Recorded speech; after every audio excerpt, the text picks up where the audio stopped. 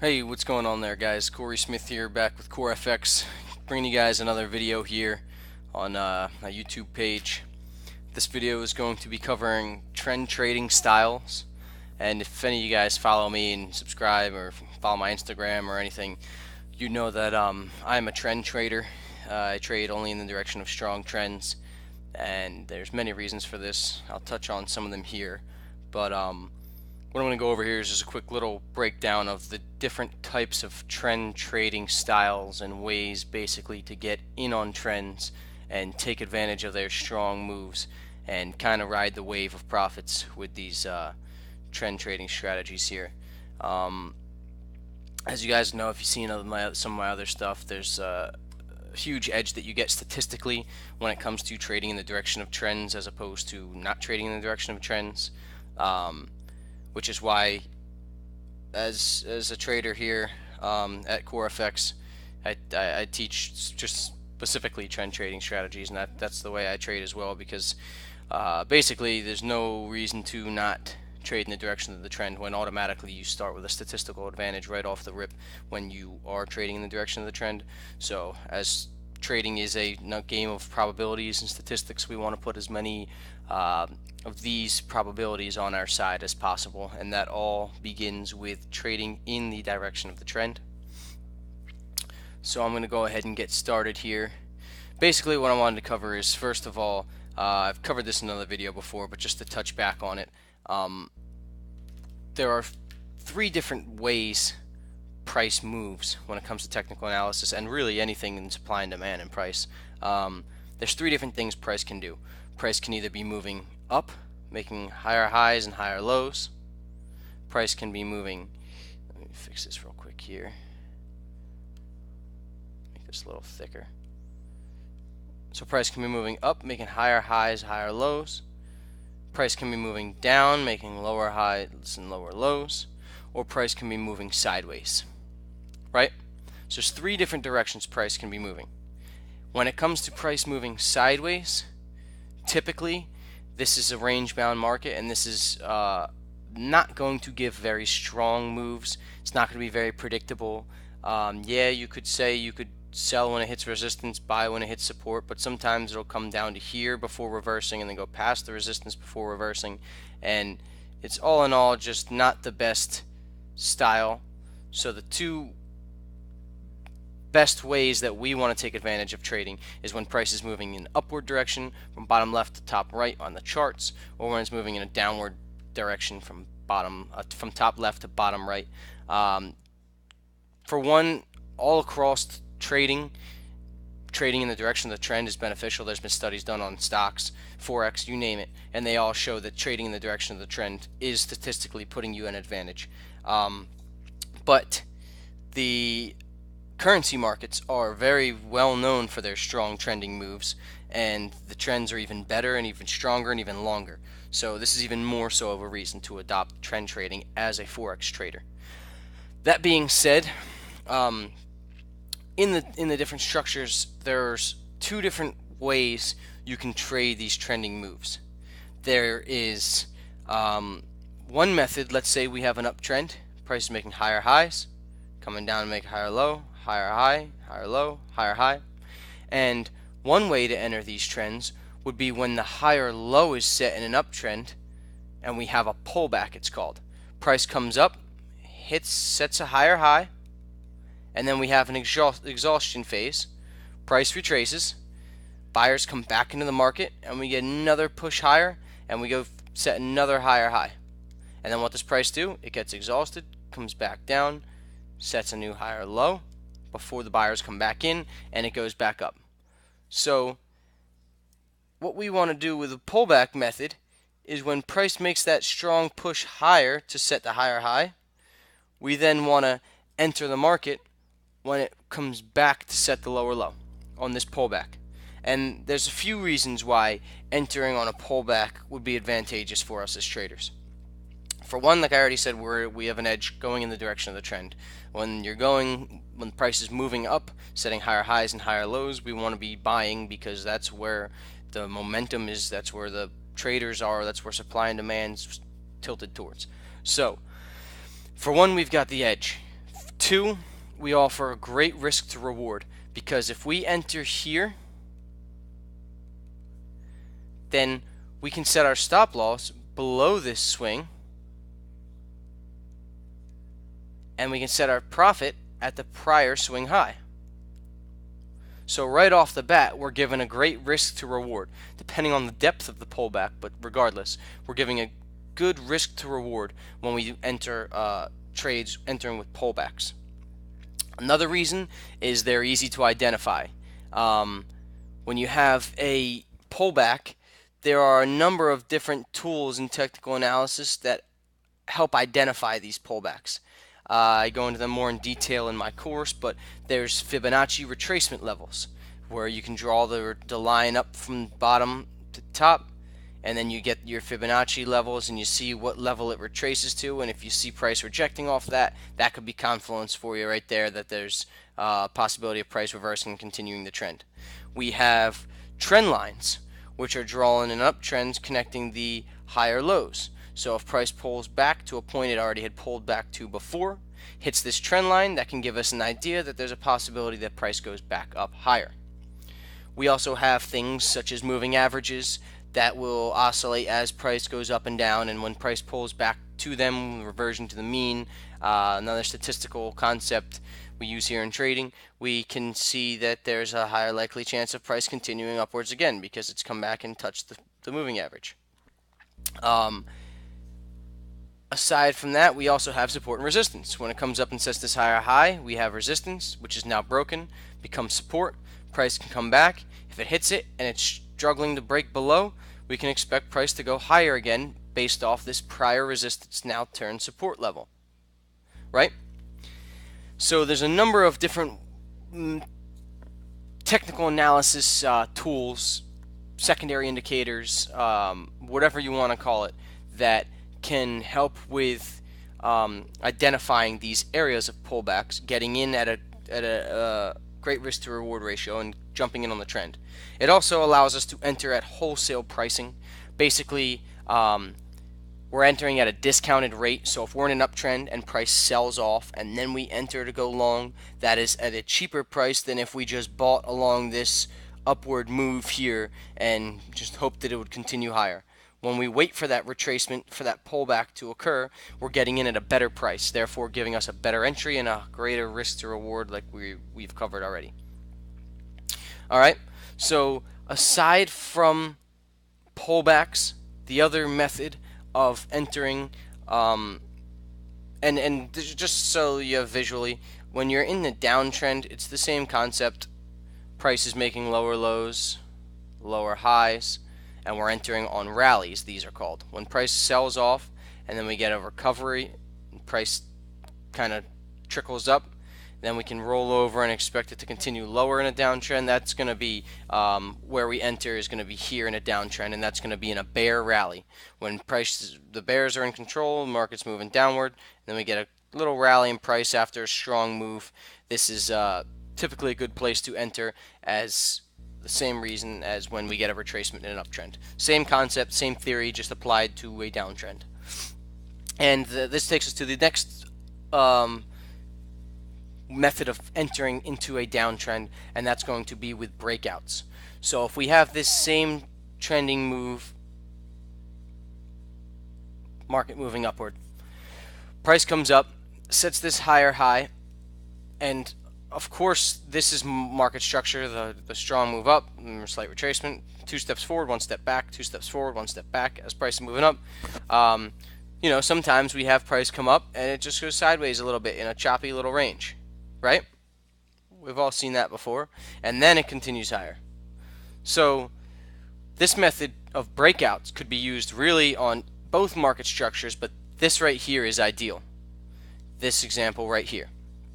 It's going to be ideal for a breakout because basically price is moving up strong, and there's not enough of an exhaustion, there's not enough of a retracement for there to be a pullback.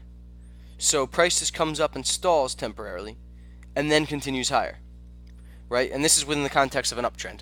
So what we can do to enter with this strategy is when price, let me get rid of this here for a sec, when price is in this uptrend and we have a strong push higher within the uptrend, and then it stalls and chops around, we have now set a resistance level right here at this higher high, right? So what we do is we wait for price to break this resistance level, and then we enter here on the break of resistance. And what this does is get us into the market with a strong move up and gives us a good conviction that price is going to continue higher, because now this resistance is broken and all the buyers are stepping into the market because they don't want to miss this strong move upward, right? So the benefits with trading breakouts is, again, there's great risk to reward. When it breaks out of this area, there's typically potential for a strong upward move or downward if we're in a downtrend.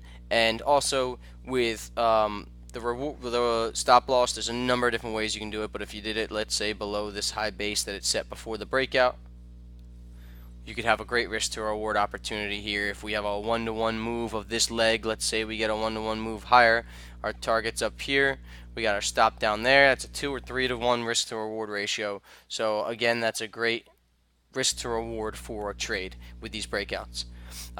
Again, they're also easy to identify. Price comes up, sets a higher high. Typically it'll be range bound, or even if we get a retracement, it'll set a resistance level here, and the break of that resistance level is what shows us to enter. There's a number of indicators that we can use to trigger this breakout aside from just price breaking this zone.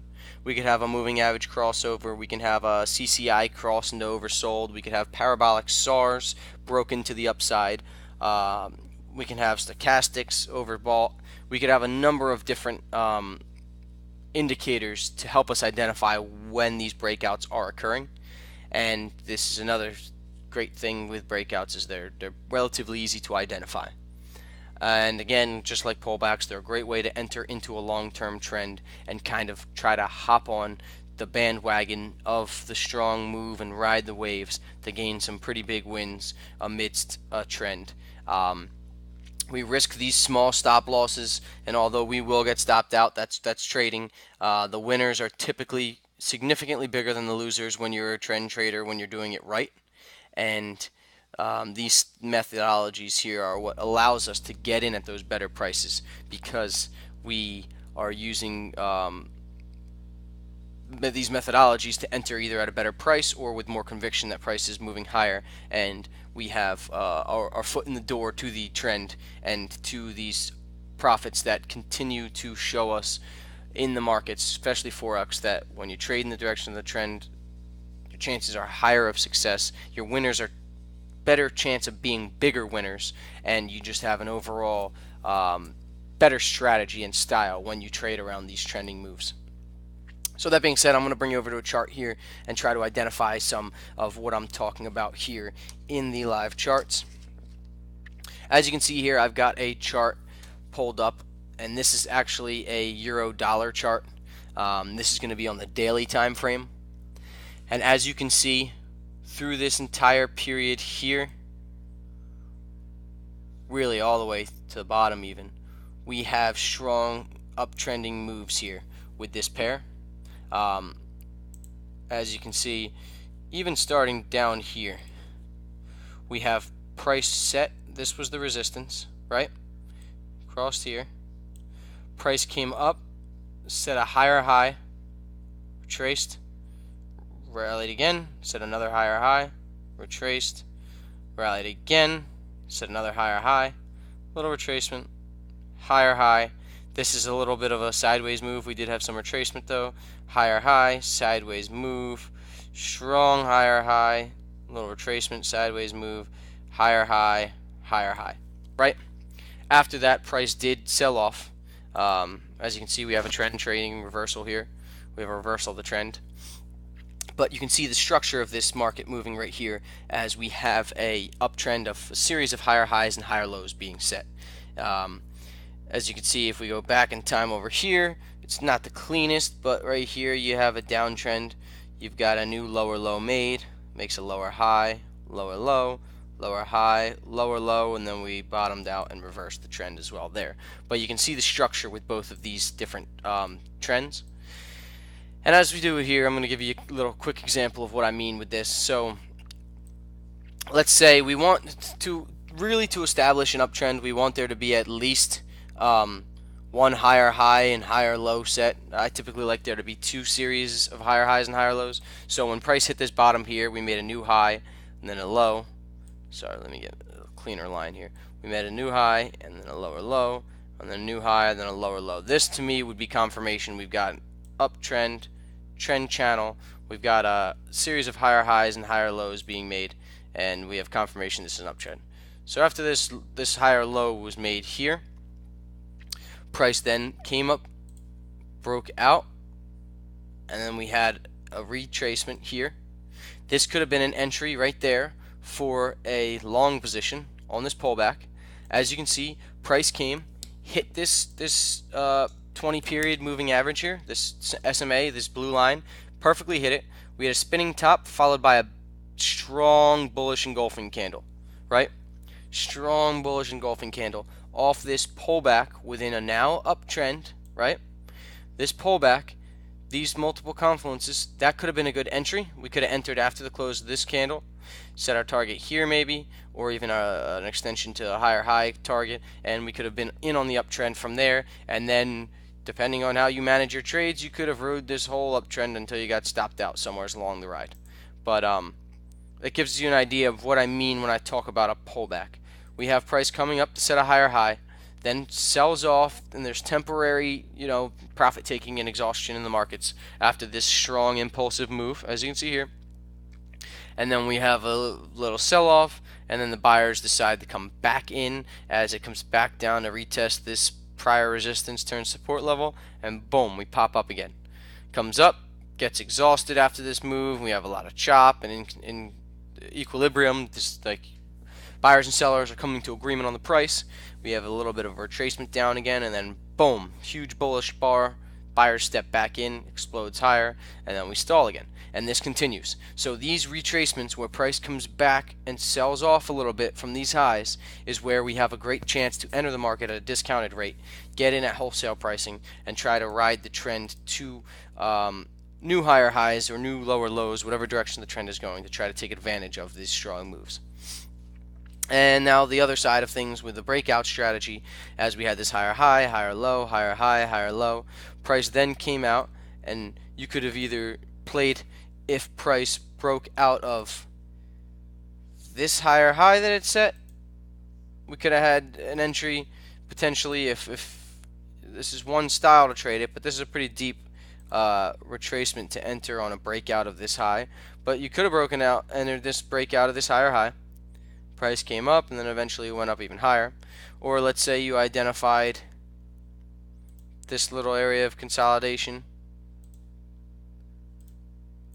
You could have then set your entry here, break of this high, price shoots up higher, and then as we come up higher and price gets exhausted again, you see we established another resistance level with another support. So we got another basing pattern here, right? So you could have entered again at the break of this high, would have entered right around here, gotten in on this bullish move upward, came back to retest, retraced a little bit, and then continued the uptrend higher. So as you can see, these breakout trades are another great way to enter the trend. Specifically here at Core Effects, the way I trade, pullbacks are going to be my main trading style. Those are the setups that I look at, intraday throughout the week. And then you have the breakouts I trade around volatility. So I will only trade the breakout method when I identify a key event during the week that I know is going to bring volatility and strong movement to the markets. So when I identify this, I then can set a trade for a breakout and try to catch this strong move higher. I've only traded the breakouts around strong news events and strong volatility because there tends to be a lot of false breakouts just throughout intraday trading. If I take it down to hourly charts, a little bit too noisy regardless with the chopping all over. But if you look at the hourly chart, if we can take it down a little bit here, as you can see, there's a lot of these spikes higher that immediately reverse. You see, we have this was trending, but we have, all these wicks all in here. This broke out and then came back down. We have this wick here that then failed to break out. There's just a lot of noise when you want to trade these breakouts. Not around volatility. There's a lot of false breaks. There's a lot of times where you think it's breaking out and it passes your trigger point, but quickly reverses then right against your position. And trading around news events of volatility, I have realized, sets a much better expectation and much better results for catching these breakouts, because a lot of times there could be manipulation or something in there where price breaks out and then immediately reverses, or there's just not enough liquidity and strong movers can kind of have an influence on price, or so and so. But around news events, there's so much volatility and liquidity that typically when these breakouts occur, there's significant follow-through, as there's a lot of people trading, there's a lot of transactions being made, and a lot of eyes on that level. So when that level is broken, it typically has some follow-through. Don't get me wrong, there are a lot of times, even trading the news, when I'll have a level broken and then it'll whipsaw right back and stop me out, and it'll be a false breakout. But nonetheless, I have had more success doing it around these events. There's no getting around losses in trading. That's just, the easier you can accept that, the easier trading will be for you. The sooner you can come to the terms that you are not going to be right all the time, and you got to just play the market. Don't want to be right. Just want to make money and play the markets. And if you can accept this and get on board with this, then everything's going to be a lot easier for you. So that's what I've identified with these breakouts. Yes, I do get stopped out pretty often, but my winners are much bigger than when I do get stopped out, so I have a statistical edge, and that's why I trade breakouts around news. Pullbacks I look for throughout the day because they're a great way entering the trend. Very small risks with a great reward opportunity, and basically there's no limit to the profits you can make on a trend trading trade, but you always limit your stops with your losses with your stops. So it's great methodology, great way to approach the markets, especially for beginners. It puts you on the right side to begin with. If you're trading against the trend, you're basically putting yourself automatically at odds. If you look back at this chart, like, to be selling in this market, there's a very limited number of areas you could have been doing it in that would have made you money. Because look how many more green candles there are than red, and look at the size difference of the candles. Look at these candles, and these candles, and these candles, and these candles, and then look at the reds. Tiny, tiny, tiny, tiny, tiny, tiny, tiny, tiny, tiny. You see? So to be a seller in an uptrend doesn't make much sense. I mean, okay, if you break it down to a 15-minute chart and you're selling key levels or whatever against the trend and that kind of time period, that's fine. That's not what I'm talking about. There's people that make money off that, and that's great for you. But for me, and for what I recommend for people just taking this profession on, put yourself at a better chance of succeeding off the bat. There's no reason to start already behind. Why would you want to start a game with the team leading in points? There's just no reason to do that. And the more factors you can put in your favor when it comes to trading, the more successful you are going to be, and the higher your chances are of success. Thank you very much for tuning in again, guys. I appreciate you taking the time out of your day to watch these videos. Again, this is Corey Smith, CoreFX. CoreFXTrading.com is the website. Core.fx, the Instagram. Like and subscribe here on YouTube if you like what you see. I really appreciate it. Thank you guys again for taking the time, and I'll see you next time.